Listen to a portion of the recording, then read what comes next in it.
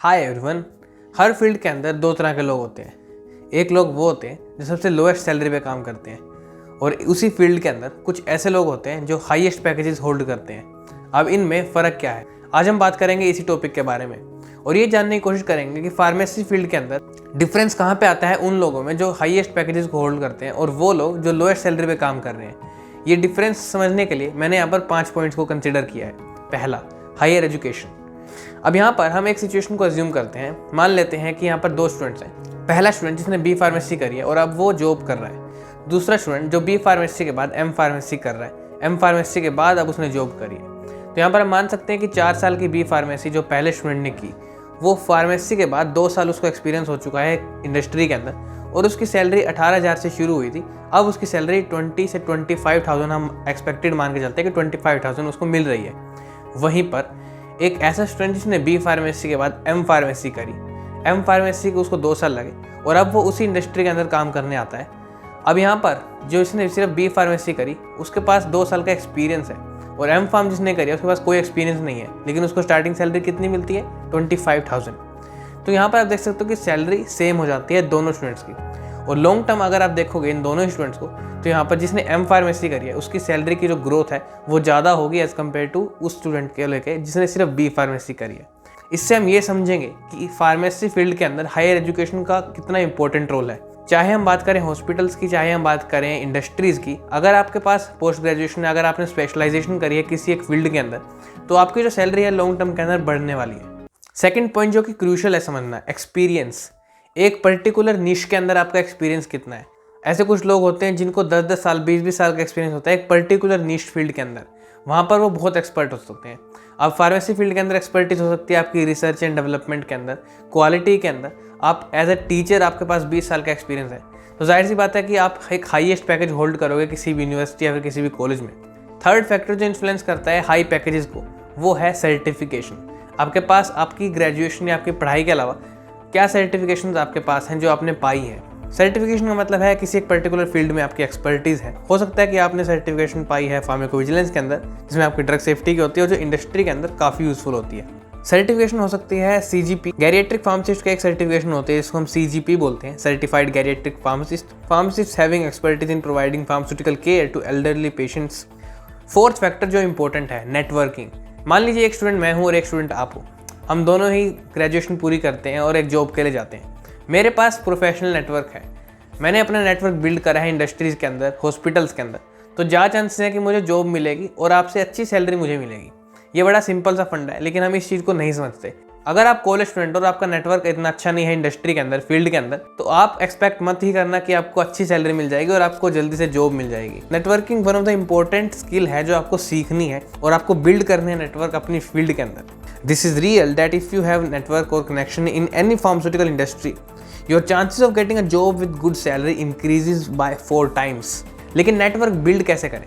अब network build करने के काफ़ी सारे तरीके हैं। नेटवर्क आप सोशल मीडिया के थ्रू बिल्ड कर सकते हो। सोशल मीडिया में पर्टिकुलर ऐसे सोशल मीडिया ऐप्स होते हैं जो सिर्फ इन्हीं चीज़ों के ऊपर बेस्ड होते हैं। सबसे फेमस है लिंक्डइन।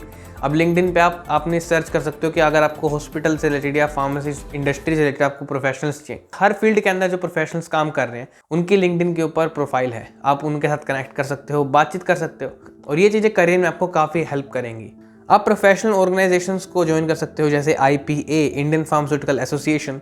कॉन्फ्रेंसेस और इवेंट्स को अटेंड करो, अपने एल्यूमिनाइज को रीच करो, उनसे जानने की कोशिश करो कि वो कहाँ पर काम कर रहे हैं, उनके साथ नेटवर्क बिल्ड करो। इससे जो आपके नेटवर्क हैं, कनेक्शंस हैं, वो ज़्यादा होते रहेंगे। Building strong network takes time and effort, but I can say that it will be your core strength. इन चीज़ों के अलावा काफ़ी सारे बच्चे कुछ स्पेशल कोर्सेज भी करते हैं अपनी नॉर्मल ग्रेजुएशन के साथ साथ या उसके ग्रेजुएशन के बाद, जिसकी मदद से उन्हें एक अच्छी सैलरी मिलती है। अभी ये कोर्सेज एक सिर्फ सर्टिफिकेशन कोर्सेज नहीं है, यहाँ पर कुछ प्रॉपर कोर्सेज हैं जिन्हें आप कर सकते हो। तो अगर मैं कुछ लिस्ट करना चाहूँ ऐसे कोर्सेज, तो हो सकते हैं वो MBA इन फार्मास्यूटिकल मैनेजमेंट। हम सबको पता है कि मार्केटिंग ऐसी फील्ड है जहाँ पर कोई लिमिट नहीं है कि आप कितना पैसा कमा सकते हो। मैटर करती है आपकी स्किल, आपकी एजुकेशन। मैटर आपकी सिर्फ मार्केटिंग स्किल्स करती है कि आप कितने अच्छे से मार्केट कर सकते हो किसी एक प्रोडक्ट को या किसी एक सर्विस को। आप चाहे फार्मास्यूटिकल इंडस्ट्री के अंदर काम कर रहे हो, चाहे आप ऐसे हॉस्पिटल के अंदर काम कर रहे हो, अगर आपकी मार्केटिंग स्ट्रेटेजीज आपकी अच्छी हैं, आपको मार्केटिंग आती है, तो आप बहुत पैसा कमा सकते हो। Certification in clinical research. एक ग्रेजुएट जो क्लिनिकल रिसर्च ऑर्गेनाइजेशन के अंदर काम कर रहा है, हो सकता है कि उसने फार्म-डी या फिर बी.फार्म एम.फार्म के बाद क्लिनिकल रिसर्च के अंदर एक सर्टिफिकेशन कोर्स किया हो और उसकी मदद से उसको एक हायर पैकेज मिलता है। और बेसिकली फार्मेसी के अंदर कुछ ऐसी फील्ड्स होती हैं, अगर हम उसे कंपेयर करें दूसरे फील्ड से, तो वहाँ पर आपको एक्सपेक्टेड है कि ज़्यादा सैलरी मिलती है। कोर फील्ड्स यहाँ पर 4 है फार्मेसी के अंदर। अगर आप इन चारों फील्ड में कहीं पर काम कर रहे हो तो एक्सपेक्टेड है आपको ज़्यादा सैलरी मिलती है।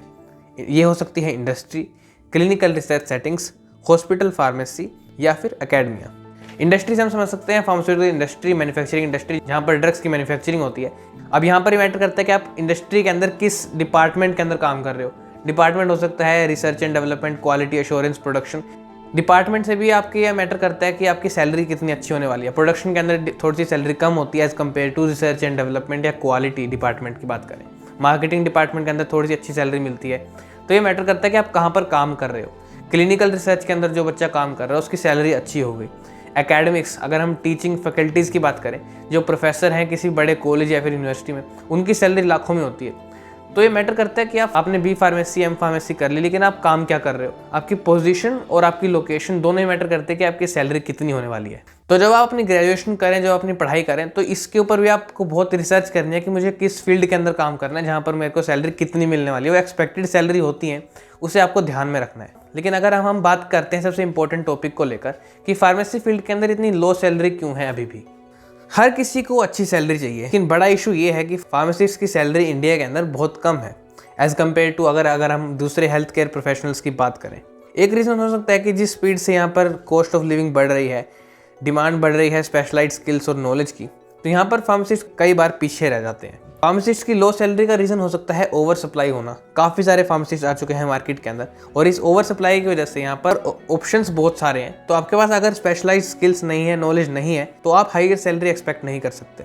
अब कई बार एम्प्लॉयर का भी एक परसेप्शन बन जाता है फार्मासिस्ट को लेकर कि हम इन्हें रिप्लेस कर सकते हैं टेक्नीशियंस के साथ, असिस्टेंट के साथ। ऐसी कोई स्पेशलाइज्ड स्किल्स नहीं लेके आते कोई भी फार्मासिस्ट की हम उन्हें रिप्लेस ना कर पाएँ। तो अपनी स्किल्स को जब तक आप पॉलिश नहीं करते, आप अपनी स्किल्स को बिल्ड नहीं करते, तब तक आप एक्सपेक्ट नहीं कर सकते कि आपको अच्छी सैलरी मिले। तो सिर्फ एक ग्रेजुएशन, सिर्फ एक कोर्स डिग्री पूरी करना और उसके बाद जॉब करना और उसके बाद हम कंप्लेंट करते हैं कि हमारी सैलरी 18,000 है, 20,000 है। इसमें आपकी भी गलती है कि आपने कोई स्पेशलाइज्ड स्किल्स एक्वायर नहीं करी अपने कॉलेज टाइम के दौरान और बाद में भी आपने ऐसे कोर्सेज में एनरोल नहीं किया। तो आज के टाइम पे जो कॉर्पोरेट्स, जो इंडस्ट्री चाहती है, वो स्पेशलाइज्ड स्किल्स चाहती है अपने एम्प्लॉय से। तो इन चीज़ों को ध्यान में रखकर ही आप डिसाइड करें कि आपको किस फील्ड में जाना है। और मुझे उम्मीद है अगर आपने इस वीडियो को यहाँ तक देखा है तो आपको सैलरी से रिलेटेड काफ़ी चीज़ें पता लग गई होंगी फार्मेसी इंडस्ट्री के बारे में। इस वीडियो में इतना ही। नेक्स्ट वीडियो के अंदर हम किसी और टॉपिक के ऊपर बात करेंगे। अगर आपको इस वीडियो से कोई भी लर्निंग मिली है तो इस वीडियो को लाइक करें, शेयर करें अपने और दोस्तों के साथ जो कि फार्मेसी की फील्ड से जुड़े हुए हैं। और अगर आपने हमारे चैनल को अब तक सब्सक्राइब नहीं किया तो सब्सक्राइब भी कर लीजिए, क्योंकि ऐसे औसम कंटेंट इस चैनल के ऊपर आता रहेगा। तब तक के लिए धन्यवाद।